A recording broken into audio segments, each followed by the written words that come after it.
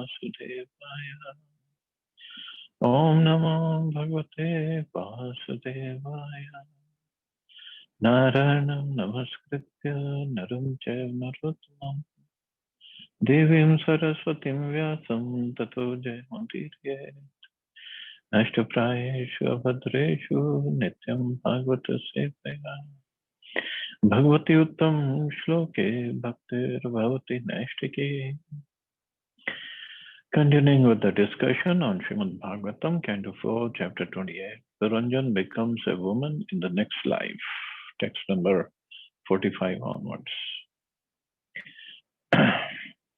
Ajanati priyatamam yado paratam angana susthir asanam asadya yatha purvam upacharat. The daughter of King Vidarbha continued as usual to serve her husband, who was seated in a steady posture until she could ascertain that he had passed away from the body. It appears that the queen did not even talk to her husband while serving. She would simply perform her prescribed duties without talk, though she did not stop rendering service until she could ascertain that her husband had passed from the body. So her husband, Malay Dvaj, he was so much into meditation that she didn't even realize, and he had left his body. Yada nauplavhetanga va avushmanam patir urchati asit samvigna hridaya yuth bhrishta mrigiyatha. While she was serving her husband by massaging his legs, she could feel that his feet were no longer warm and could thus understand that he had already passed from the body. She felt great anxiety upon being left alone. Bereft of her husband's company, she felt exactly as a deer feels upon being separated from its mate. As soon as the circulation of blood and air within the body stops, it is to be understood that the soul within the body has left. The stoppage of the blood circulation is perceived when the hands and feet lose heat. One tests whether a body is alive or not by feeling the heart's palpitations and the coldness of the feet and hands.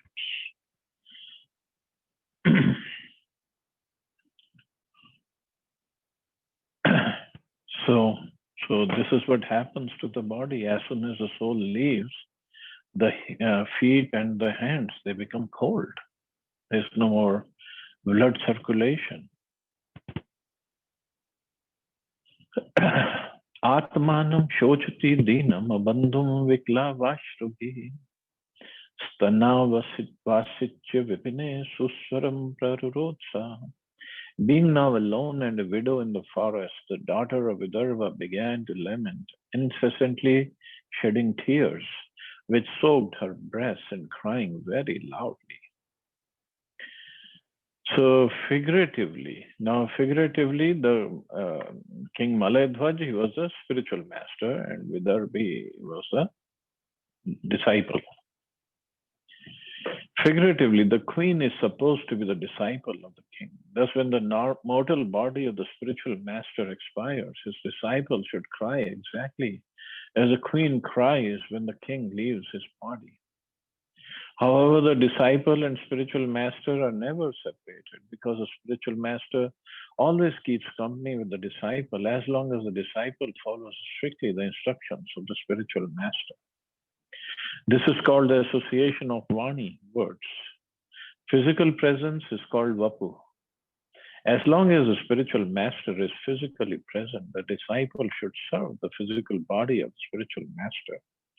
And when the spiritual master is no longer physically existing, the disciple should serve the instructions of the spiritual master. But then again, the Vani and the Vapu, it's not possible and it's not practical that the disciple will always be in the association of the spiritual master when the spiritual master is on the planet. He would always be traveling and preaching and expanding the movement.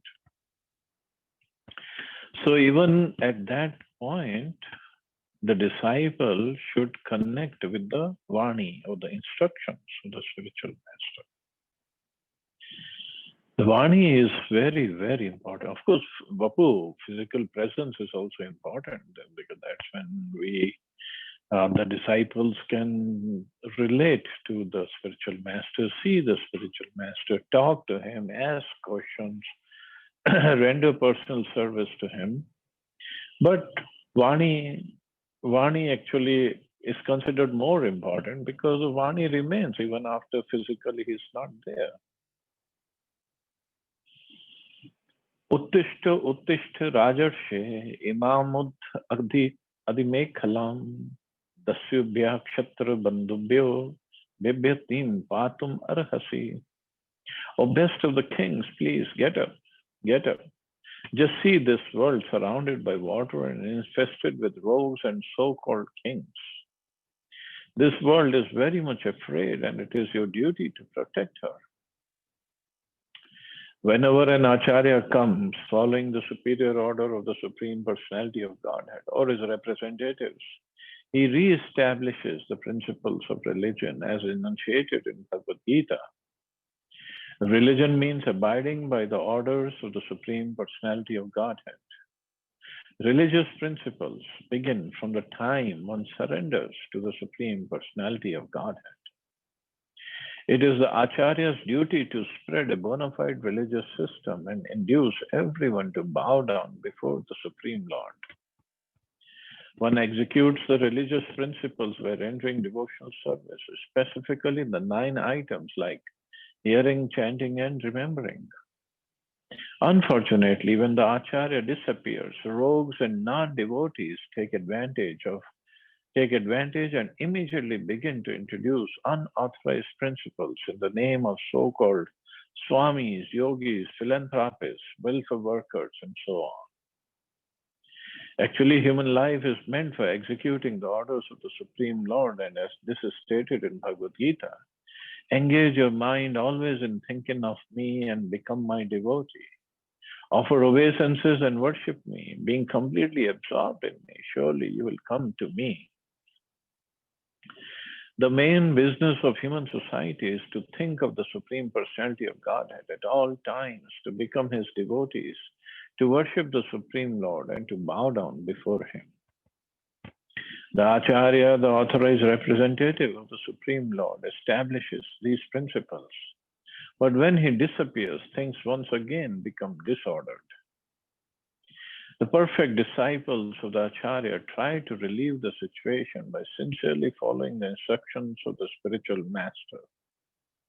At the present moment, practically the entire world is afraid of rogues and non-devotees.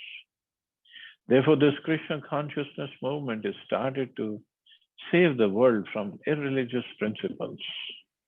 Everyone should cooperate with this movement in order to bring about actual peace and happiness in the world. So Prabhupada is explaining that the queen was lamenting, is saying, oh, best of kings, come back and see this world has been infested with rogues and so-called kings, and they're pretty much taken over and the whole thing is gone crazy.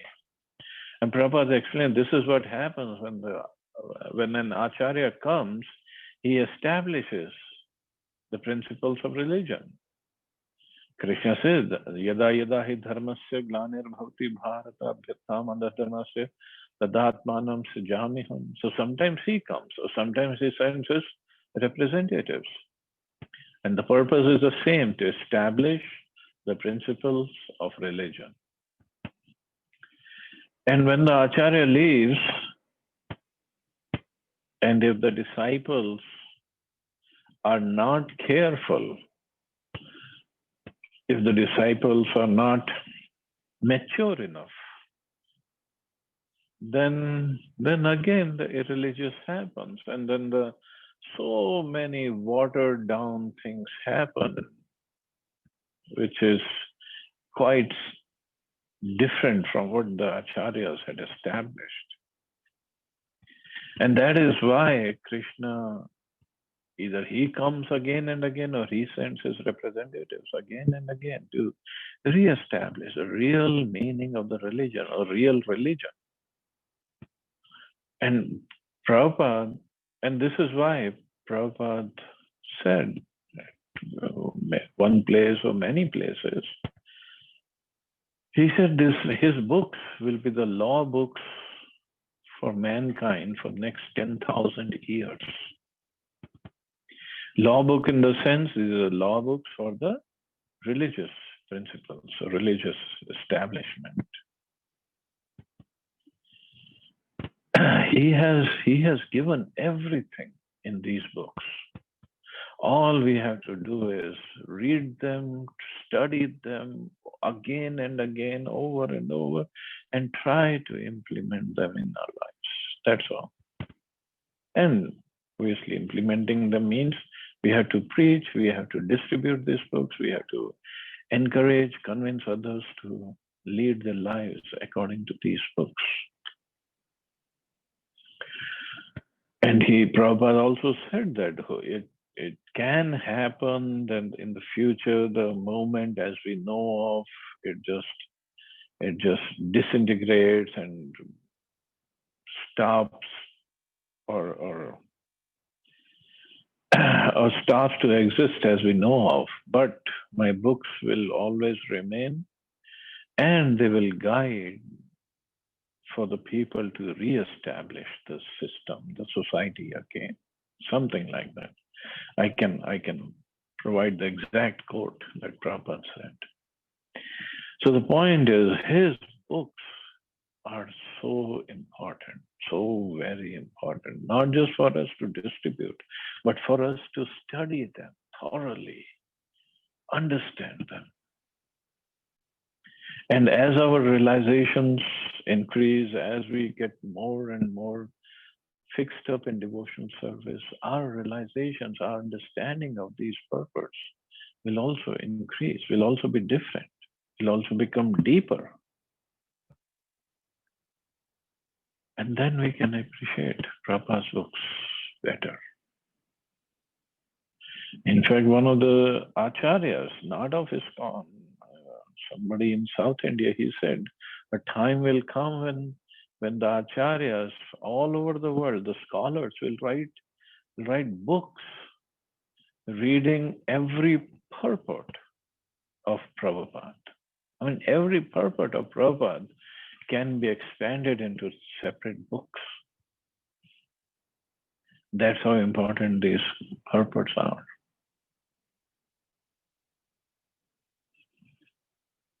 So even if we think, oh, we are not scholars and we cannot read or understand all this, but still we have to study Prabhupada's books, whatever we can, and live our lives according to the instructions that Prabhupada has given.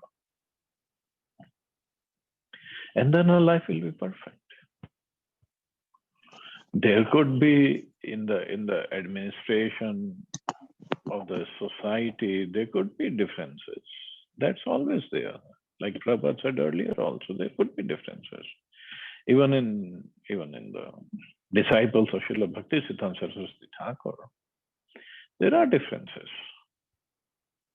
But one thing is common. Everybody is preaching, everybody is following according to the instructions given in Gita and Srimad Bhagavatam, and everybody is performing devotion service.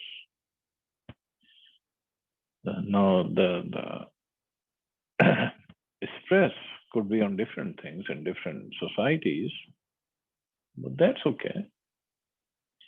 Even in our society, different leaders have put stress on different items of devotion service. Although they all are followers of Srila Prabhupada. So, but the point is to understand Prabhupada's books and lead our lives accordingly. That's all. Evam vilapanti bala vipine anugata patim patita padyor bhartu rudati ashrune vartayat. The most obedient wife thus fell down at the feet of her dead husband and began to cry pitifully in that solitary forest. Thus the tears rolled down from her eyes. Just as a devoted wife becomes afflicted at the passing away of her husband, when a spiritual master passes away, the disciple becomes similarly bereaved. And in fact, recently, well, not very recently, but few months back, when His Holiness Bhakti Charu Maharaj passed away, although we were all in lockdown situation because of Corona, but still there was so much of bereavement, so much of lamentation all over the world. And this is what happens. Chitam daru mayam chitva tasyam patyuh kalevaram adipya chanu marane vilapanti manodadhe. She then prepared a blazing fire with firewood and placed the dead body of her husband upon it. When this was finished, she lamented severely and prepared herself to perish in the fire with her husband. It's a long-standing tradition of the Vedic system that a faithful wife dies along with her husband. This is called Sahamaran or Sati Pratha. In India, this system was prevalent even to the date of British occupation. At that time, however, a wife who did not wish to die with her husband was sometimes forced to do so by her relatives. Formerly, that was not the case. The wife used to enter the fire voluntarily. The British government stopped this practice, considering it inhuman.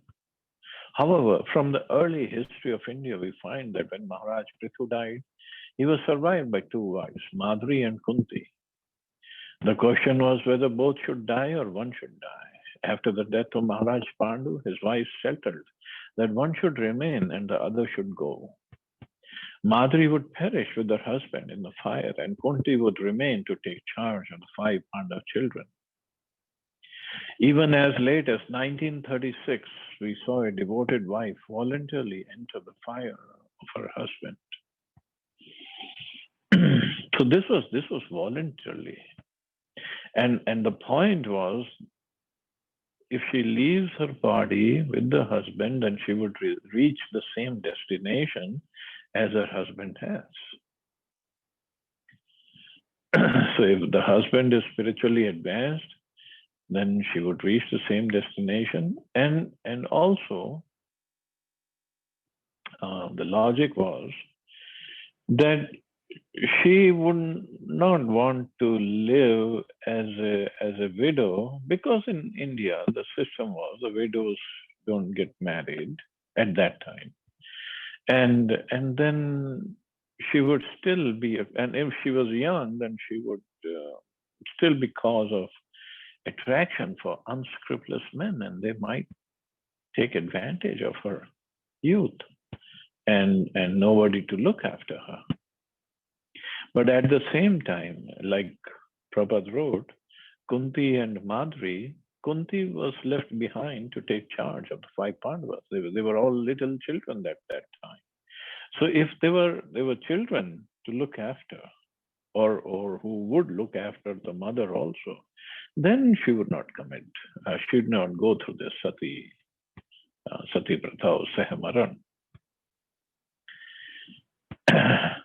So there was some practical reasons behind that also. So it's not that sometimes people say, oh, it's inhumane, like British said. British said that because relatives forced some ladies for that Sati Pratha. But that was not proper. See, this is what happens when the proper acharyas are not there, and when we don't study the scriptures, don't understand the import of the scriptures, then wrong or perverted explanations or or understandings would come into picture. And then the whole thing becomes diluted, or it gets diverted from the real message. This indicates that a devotee's wife must be prepared to act in such a way. Similarly, a devoted disciple of the spiritual master would rather die with the spiritual master than fail to execute the spiritual master's mission. As the Supreme Personality of Godhead comes down upon this earth to re-establish the principles of religion, so his representative, the spiritual master, also comes to re-establish religious principles. It is the duty of the disciples to take charge of the mission of the spiritual master and execute it properly. Otherwise, a disciple should decide to die along with the spiritual master. In other words, to execute the will of the spiritual master, the disciple should be prepared to lay down his life and abandon all personal considerations.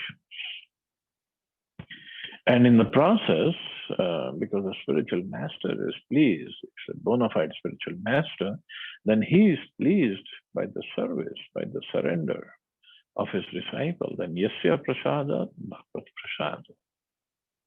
If the spiritual master is pleased, then the Lord is pleased with that disciple, with that devotee. And that's the perfection of a life. Tatra purvatarha kashit sakha brahmanatma va santavyan valguna samna tamaha rudatim prabho. My dear king, one Brahman, who was an old friend of King Puranjan, came to that place and began to pacify the queen with sweet words.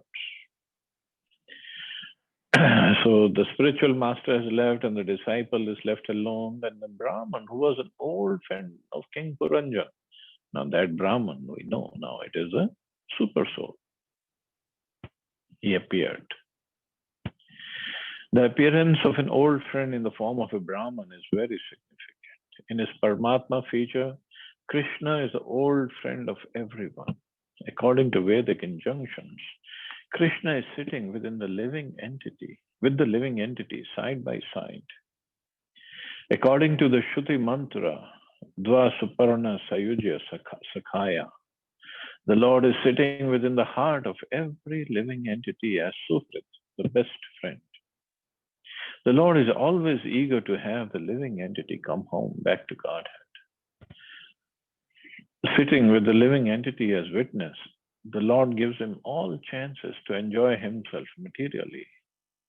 But whenever there is an opportunity, the Lord gives good counsel and advises the living entity to abandon trying to become happy through material adjustment and instead turn his face toward the Supreme Personality of Godhead and surrender unto him. When one becomes serious to follow the mission of the spiritual master, his resolution is tantamount to seeing the Supreme Personality of Godhead. As explained before, this means meeting the Supreme Personality of Godhead in the instruction of the spiritual master. This is technically called Vani Seva. Srila Vishwanath Chakravarti Thakur states in Bhagavad Gita commentary on the verse, Vyasayatmika Buddhi, that one should serve the words of the spiritual master. That is Vani Seva. Means follow the instructions of the spiritual master. And Prabhupada, when his spiritual master in the first meeting gave him the order that you should go to the Western countries and preach the message of Chaitanya Mahaprabhu in English language. And again, before Srila Bhaktisiddhanta Saraswati Thakur left his body, he again repeated the same instructions to Srila Prabhupada. So Prabhupada at that time, he read this commentary on this verse by Vishwanath Chakravarti Thakur, and he understood his purpose of his life. The disciple must stick to whatever the spiritual master orders. Simply by following on that line, one sees the Supreme Personality of Godhead. The Supreme Personality of Godhead, Paramatma, appeared before the queen as a Brahman. Well, why didn't he appear in his original form as Shri Krishna? Srila Vishwanath Chakravarti Thakur remarks that unless one is very highly elevated in loving the Supreme Personality of Godhead, one cannot see him as he is. Nonetheless, if one sticks to the principles enunciated by the spiritual master, somehow or other he is in association with the Supreme Personality of Godhead. Since the Lord is in the heart, he can advise a sincere disciple from within. So this is how the spiritual process works. The spiritual master instructs from outside. Supreme Personality of Godhead as Super Soul instructs from within. So to those who are constantly devoted and worship me with love, I give the understanding by which they can come to me. This is what Krishna says in Bhagavad Gita.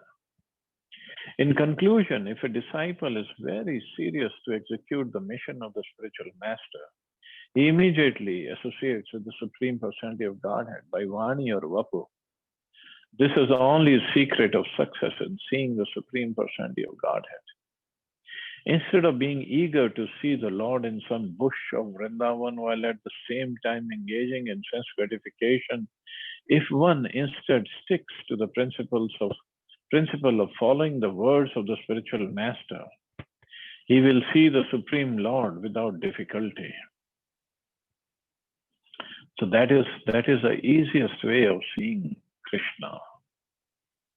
This is what Bilwangal Thakur said, if I'm engaged in devotional service unto you, my dear Lord, then very easily can I perceive your presence everywhere.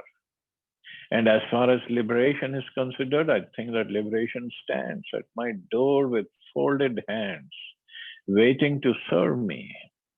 And all material conveniences of dharma, artha, and kam stand with her. If one is very highly advanced in devotional service, he will have no difficulty in seeing the Supreme Personality of Godhead. If one engages in the service of the spiritual master, he not only sees the Supreme Personality of Godhead, but attains liberation. As far as material conveniences are concerned, they automatically come just as the maidservants of a queen follow the queen wherever she goes. Liberation is no problem for the pure devotee, and all material conveniences are simply awaiting him at all stages of life. So all we have to do, perform our devotion service, as Prabhupada has mentioned in his books, and then everything will follow, everything. Now it depends upon Krishna, how much he wants to give, when, where, that's up to him. And he can give his darshan also. Like here, he came as Brahman, so he can give his darshan in any form, way, shape, wherever he wants to. It's just if we don't have the proper eyes to see him properly, then we just still carry on, but we know he is there. He is with us always, always. So I guess we can stop here. See anybody has any question or comment?